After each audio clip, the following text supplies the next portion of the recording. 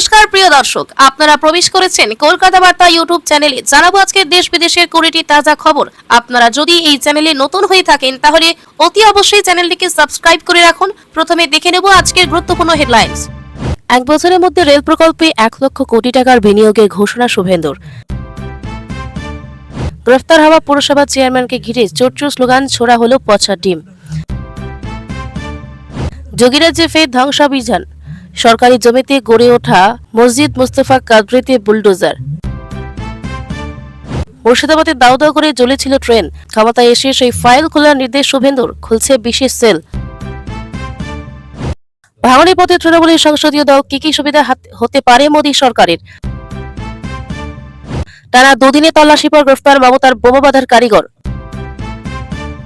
BJP government ডানপন্থী হলেও মানুষের কাজ করলে ভালো, বিজেপিকে নিয়ে কি বললেন বুদ্ধ জয়া। বারবার একই ভুলের সঙ্গে নেই, দল নিয়ে বড় কথা কুণাল ঘোষের, কিসের ইঙ্গিত।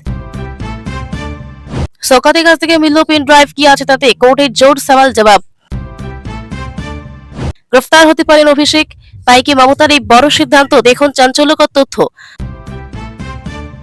আগামী সপ্তাহে সংসদীয় অপারেশন লোটাস, মমতার নির্দেশে হঠাৎ দিল্লিতে অভিষেক। সরকারি সম্পত্তি ধ্বংসে জিরো টলারেন্স, সিএএ বিক্ষোভে ভাঙচুরে তদন্তের নির্দেশ শুভেন্দুর। পুর বোর্ডে টিকলে পরবর্তী মেয়রকে রবিতে তৃণমূল ভবনে বৈঠক ডাকলেন মমতা। জেড প্লাস নিরাপত্তা নিয়ে কেমন করে বিস্ফোরণে জড়িত সওকাত, এনআইএ বলল তৃণমূল নেতার নির্দেশ গিয়েছিল দুর্ঘটনার পর। বেআইনিভাবে বাংলাদেশিদের আশ্রয় দিয়েছিলেন, অভিযোগ দিল্লি অগ্নিকাণ্ডে গ্রেফতার হোটেল মালিকের বিরুদ্ধে। 12 পাতার ফর্মে পারিবারিক থেকে পেশা আয় সংক্রান্ত তথ্য, ব্যাংক অ্যাকাউন্ট নিয়ে কি জানাতে হবে। তৃণমূলের প্রাক্তন বিধায়কের গেস্ট হাউসে হানা দিয়ে চোখ কপালে। 8 তারিখ বড় ঘটনা দিল্লিতে, দেব রচনা ইউসুফদের নিয়ে বাড়ছে জল্পনা, তালিকায় আর কে। মমতাদির সঙ্গে আছে কিন্তু বারবার একই ভুলের সঙ্গে নেই, বিস্ফোরক কুণাল ঘোষ। সোনারপুর কাণ্ডের পর নিরাপত্তা নিয়ে জল্পনা, সোশ্যাল মিডিয়ায় মুখ খুললেন অভিষেক। চোরের উপর বাটপারি, পালাবদল হতে মাছ চুরির নালিশ করলেন তৃণমূল নেতা। রাজ্যের সমস্ত মাদ্রাসার খুঁটিনাটি তথ্য 5 জুলাইয়ের মধ্যে রিপোর্ট তলব সরকারের। পশ্চিমবঙ্গে রাষ্ট্রীয় বিনিয়োগের জোয়ার, আদানির পর লাসন টিউব্রোর সঙ্গে বৈঠক মুখ্যমন্ত্রী শুভেন্দু। বন্দুক দেখিয়ে ইট চুরি, এবার অনুব্রতর বিরুদ্ধে এফআইআর শান্তিনিকেতন থানায়। নতুন জেল বানাতে হবে, তৃণমূল নেতাদের গ্রেফতারিতে কটাক্ষ দিলীপের। ডিমের ভয়, আদালত চত্বরে লুঙ্গি তুলে দৌড় ধৃত তৃণমূল নেতার। প্রিয় দর্শক, এতক্ষণ শুনলেন সংবাদ শিরোনাম, এবার আসছি এক এক করে বিস্তারিত খবর নিয়ে। পশ্চিমবঙ্গের রেল উন্নয়নে নতুন করে বড় আশার আলো দেখালেন মুখ্যমন্ত্রী শুভেন্দু অধিকারী। তিনি জানিয়েছেন আগামী 1 বছরের মধ্যে যদি লম্বিত রেল প্রকল্পগুলোতে নো অবজেকশন সার্টিফিকেট এবং জমি হস্তান্তর করা হয় তাহলে রেলওয়ে বোর্ড ও রেল মন্ত্রক পশ্চিমবঙ্গে 1 লক্ষ কোটি টাকারও বেশি বিনিয়োগ করতে পারবে। শুভেন্দু অধিকারী বলেন, এই 1 বছরে যদি আমরা পেন্ডিং রেল প্রকল্পগুলোতে এনওসি ও জমি দিতে পারি তাহলে রেলওয়ে বোর্ড এবং রেল মন্ত্রক পশ্চিমবঙ্গে 1 লক্ষ কোটি টাকারও বেশি বিনিয়োগ করতে সক্ষম হবে। এটা শুনলে আপনারা খুশি হবেন। পশ্চিমবঙ্গের মানুষ বিভিন্ন চ্যানেলে এই খবর শুনছেন। আমি ইতিমধ্যে স্বল্প সময়ের মধ্যে ফুটওভার ব্রিজ, এফওবি এবং আন্ডারপাসের জন্য 40টিরও বেশি রেল প্রকল্পের এনওসি ডাবল ইঞ্জিন সরকারকে দিয়েছে। মুখ্যমন্ত্রীর এই ঘোষণা রাজ্যের রেল উন্নয়ন নিয়ে নতুন আলোচনার জন্ম দিয়েছে। দীর্ঘদিন ধরে পশ্চিমবঙ্গে অনেক গুরুত্বপূর্ণ রেল প্রকল্প আটকে রয়েছে জমি অন্যান্য অনুমতির অভাবে। নতুন সরকার ক্ষমতায় আসার পর এই জটিলতা দ্রুত কাটিয়ে উঠতে চাইছে বলে জানিয়েছেন শুভেন্দু অধিকারী। তিনি জোর দিয়ে বলেছেন, রাজ্য সরকার এখন রেল প্রকল্পগুলোকে দ্রুত এগিয়ে নিয়ে যাওয়ার জন্য সর্বাত্মক সহযোগিতা করছে। এই বিনিয়োগ হলে রাজ্যের যোগাযোগ ব্যবস্থায় ব্যাপক পরিবর্তন আসবে বলে আশা করা হচ্ছে। নতুন রেল লাইন, স্টেশন উন্নয়ন, foot over bridge, underpass, double lining প্রকল্প সহ বিভিন্ন কাজ দ্রুত শেষ করে সাধারণ মানুষের ভোগান্তি কমবে। বিশেষ করে শহরতলি ও গ্রামাঞ্চলে যাতায়াত সহজ হবে, কর্মসংস্থানও বাড়বে। রেল সংশ্লিষ্ট বিভিন্ন প্রকল্পে হাজার হাজার যুবকের চাকরির সুযোগ তৈরি হতে পারে। নবদ্বীপ পুরসভার চেয়ারম্যান বিমান কৃষ্ণ সাহার বিরুদ্ধে জনরোষ এবার চরমে পৌঁছেছে। ত্রাণ সামগ্রী কেলেঙ্কারি মামলায় গ্রেফতার হওয়ার পর শনিবার আদালতে পেশ করার সময় তাকে ঘিরে উত্তেজনা, জনতা চোর চোর স্লোগান দিতে থাকে এবং পচা ডিম ছুড়ে মারে। আদালত চত্বরে উত্তেজনা ছড়িয়ে পড়লে পুলিশ দ্রুত পরিস্থিতি নিয়ন্ত্রণে আনে। দিন কয়েক আগে নবদ্বীপ পৌরসভার চেয়ারম্যান বিমান কৃষ্ণ সাহাকে ত্রাণ সামগ্রী আত্মসাতের অভিযোগে গ্রেফতার করে পুলিশ। অভিযোগ উঠেছে বন্যা প্রাকৃতিক দুর্যোগের সময় বরাদ্দ হওয়া চাল, ডাল, বিস্কুট, শুকনো খাবার, ত্রিপল সহ বিভিন্ন ত্রাণ সামগ্রী তিনি ও তার ঘনিষ্ঠজন আত্মসাৎ করেছেন। যাদের সত্যিকারী প্রয়োজন ছিল তাদের কাছে ত্রাণ পৌঁছায়নি। স্থানীয় বাসিন্দাদের অভিযোগ, কিছু সামগ্রী বাজারে বিক্রি করে দেওয়া হয়েছে বলে খবর পাওয়া গেছে। এই ঘটনায় সাধারণ মানুষের মধ্যে তীব্র ক্ষোভ ছড়িয়ে পড়ে। শনিবার পুলিশ হেফাজত থেকে বিমান কৃষ্ণ সাহাকে আদালতে পেশ করা হয়। আদালত চত্বরে তখন থেকেই কয়েকশো ক্ষুব্ধ মানুষ জড়ো হয়েছিলেন। পুলিশের গাড়ি থেকে চেয়ারম্যানকে নামানোর সঙ্গে সঙ্গে চারদিক থেকে চোর চোর, ত্রাণ চোর, জেলে পাঠাও বলে স্লোগান উঠতে থাকে। কেউ কেউ পচা ডিম ছুড়ে মারেন, একটি ডিম তার শরীরে লাগে। পুলিশ সূত্রে জানা গিয়েছে ত্রাণ কেলেঙ্কারি তদন্তে এখনো চলছে।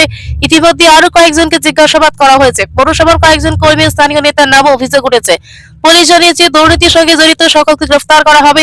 মামলাটি খুবই সংবেদনশীল বলে উচ্চ পর্যায়ে নজরদারিতে তদন্ত চলছে। নবদ্বীপের এই ঘটনা শুধু একটি পৌরসভা চেয়ারম্যানের বিরুদ্ধে অভিযোগ নয়, বরং দুর্যোগের সময় ত্রাণ বিতরণকে ব্যাপক দুর্নীতির চিত্র তুলে ধরছে। গত কয়েক বছরে রাজ্যে বিভিন্ন জায়গায় এমন অভিযোগ বারবার উঠেছে। সাধারণ মানুষের মনে প্রশ্ন, দুর্যোগ যখন আসে তখন কেন ত্রাণ চুরি হয়?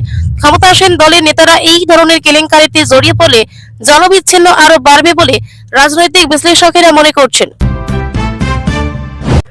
বাংলাদেশে পালানোর চেষ্টা করার সময় আটক তৃণমূল নেতা শওকত মোল্লা।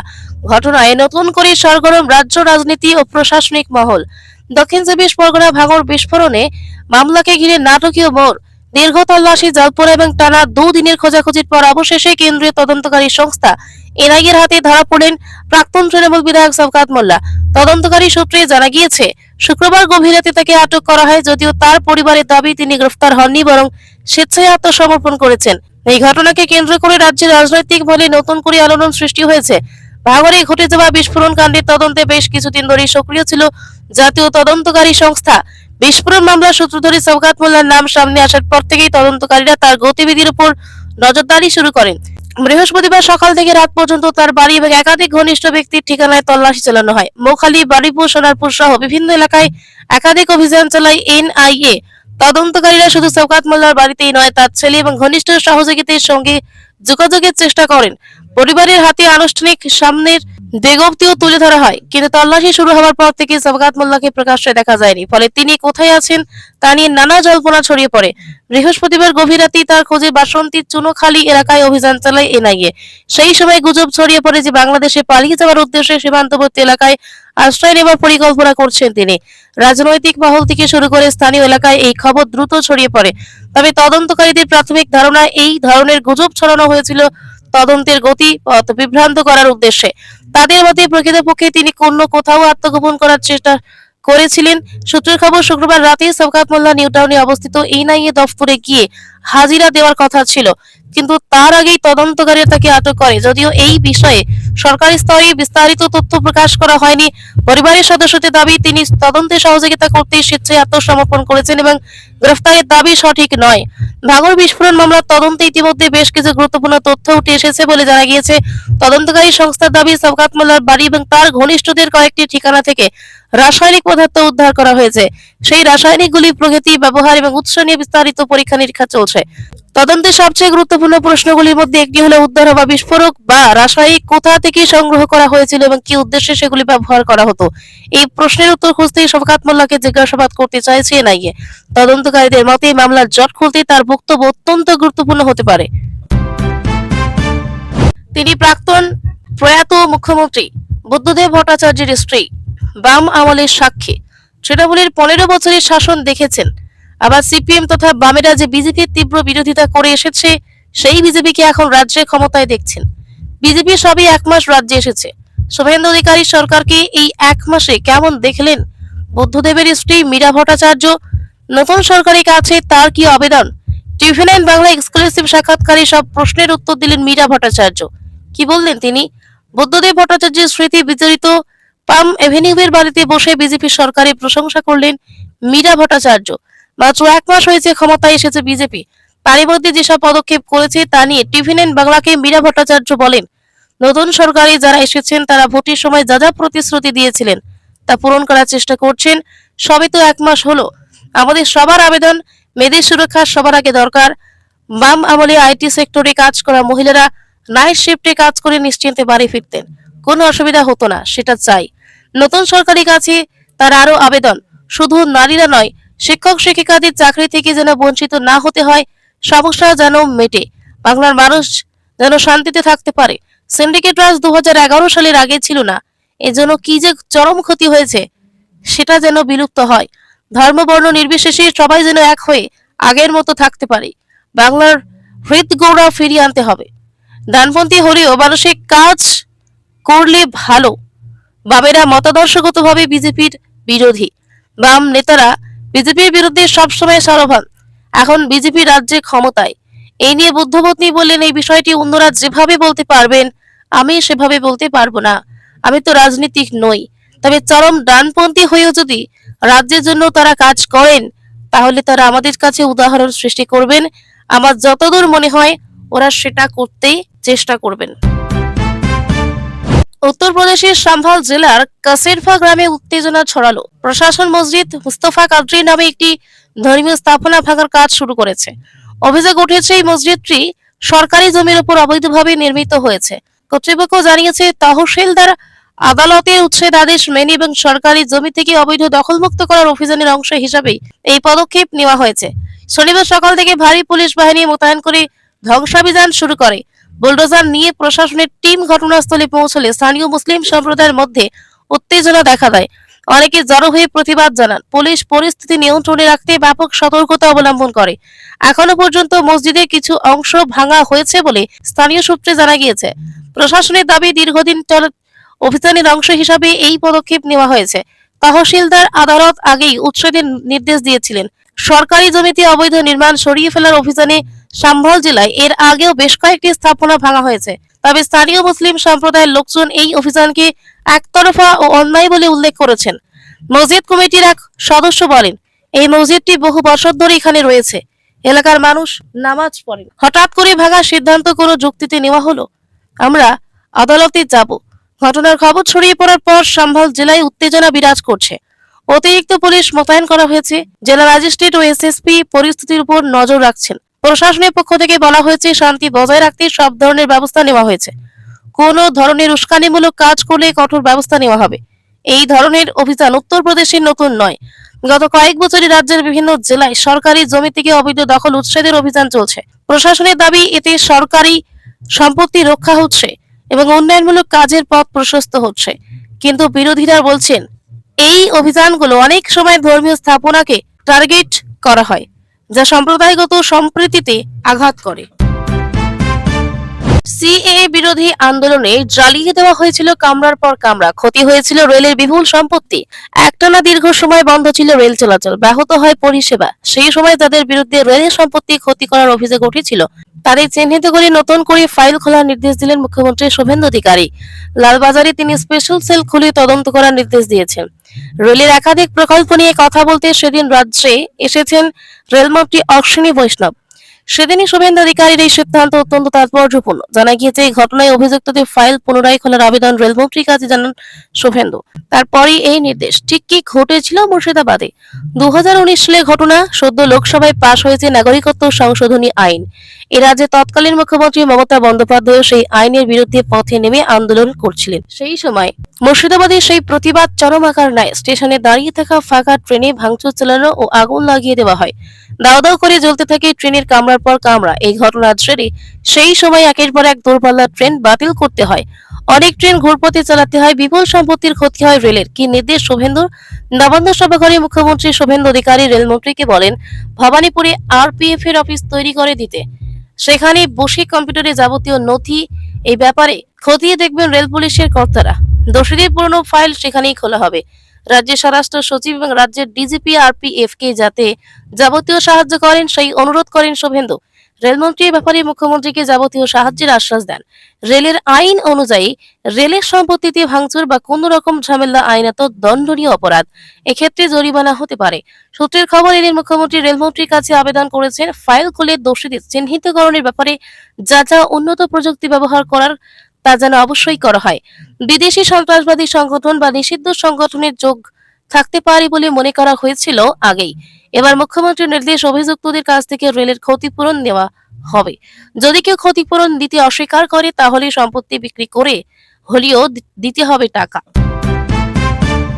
ছত্রাঘাত তৃণমূল ভেঙে গিয়েছে মমতা বন্দ্যোপাধ্যায়ের সাধের দল। বিধানসভায় ঋতব্রত নেতৃত্বে তৈরি হয়েছে নতুন ব্লক। এবার সেই একই ছবি দেখা দিতে পারে লোকসভাতেও। সূত্রের খবর, তৃণমূল সাংসদ কাকলি ঘোষ দস্তিদারের নেতৃত্বে তৈরি হতে পারে বিদ্রোহী সাংসদদের নতুন ব্লক। এই ব্লকে থাকছে একাধিক জনপ্রিয় নাম, যা নিয়ে জোর চর্চা শুরু হয়েছে। সোমবার তৃণমূলের সংসদীয় রাজনীতিতে বড়সড় ফাটল ধরতে পারে বলে সূত্রের খবর। বিধানসভার মতো লোকসভাতেও যদি নতুন ব্লক তৈরি হয় তাহলে লাভবান হতে পারে মোদী সরকার, এমনটাই মনে করছেন বিশেষজ্ঞরা। চর্চায় রয়েছে দুটি বিল। সংসদীয় রাজনীতিতে তৃণমূলের ভাঙন হলে তা মোদী সরকারের জন্য কি কি সুবিধা এনে দিতে পারে দেখে নেওয়া যাক। ডেলিমিটেশন বিল। সংসদীয় রাজনীতিতে তৃণমূলের ভাঙন কার্যত নিশ্চিত। ইতিমধ্যে ঘুঁটি সাজাতে শুরু করে দিয়েছে তৃণমূল। নজর দেওয়া হয়েছে দুটি দিকে। ডেলিমিটেশন বিল লোকসভায় পাশ করাতে সক্ষম হয়নি বিজেপি সরকার। ইন্ডিয়া জোটের 230 জনের ঐক্যবদ্ধ পদক্ষেপের কারণে এই বিল পাশ হয়নি। এই প্রথম কোনো বিল পাশ করাতে ব্যর্থ হয়েছে মোদী সরকার।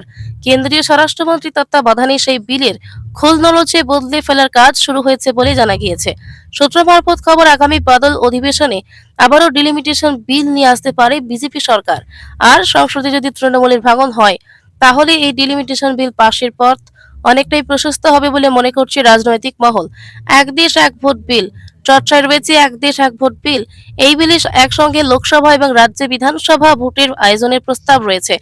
আপাতত এই বিল জেপিসির বিবেচনাধীন রয়েছে, আর এই বিল আনার চেষ্টা করছে বিজেপি সরকার। লোকসভায় তৃণমূলের সাংসদ রয়েছেন 28 জন। দলত্যাগ বিরোধী আইনে যাতে বিক্ষুব্ধ সাংসদরা না পড়েন সেজন্য দলের 2/3 সাংসদকে একজোট করার চেষ্টা চলছে। সূত্রের খবর, বিক্ষুব্ধ সাংসদের তালিকা দীর্ঘ হচ্ছে ক্রমশ। রাজ্যসভা সাংসদ সুখেন্দু শেখর রায়ও সরব হয়েছেন। সব মিলিয়ে সংখ্যাটা 18 জন হতে পারে। সেক্ষেত্রে বিজেপি সরকার যদি বিল আনে তাতে বিক্ষুব্ধ সাংসদরা বিলকে সমর্থন করতে পারে। তাতে লাভ হবে বিজেপির। তৃণমূলের ভাঙনে কিভাবে লাভ হবে বিজেপির? শুধু তৃণমূল নয়, সূত্রের খবর ইন্ডিয়া জোটের ডিএমকে এই বিলকে সমর্থন করতে পারে। কারণ ইতিমধ্যে কংগ্রেসের সঙ্গে সংঘাতের জেরে ইন্ডিয়া জোটের বৈঠককে বয়কট করেছেন স্টালিন। স্পষ্ট জানিয়ে দিয়েছেন কংগ্রেস, যে বৈঠকে থাকবে সেই বৈঠকে তারা থাকবে না। লোকসভায় ডিএমকে সাংসদ সংখ্যা মোট 22। সেক্ষেত্রে আরও ডিলিমিটেশন বিলকে সমর্থন করতে পারে। উল্লেখ্য, 8 জন ইন্ডিয়া জোটের বৈঠক রয়েছে। দিল্লি যাবেন মমতা বন্দ্যোপাধ্যায় ও অভিষেক বন্দ্যোপাধ্যায়। কিন্তু সেই বৈঠকের আগেই জোটে ভাঙন বেশ তাৎপর্যপূর্ণ বলে মনে করছে রাজনৈতিক মহল।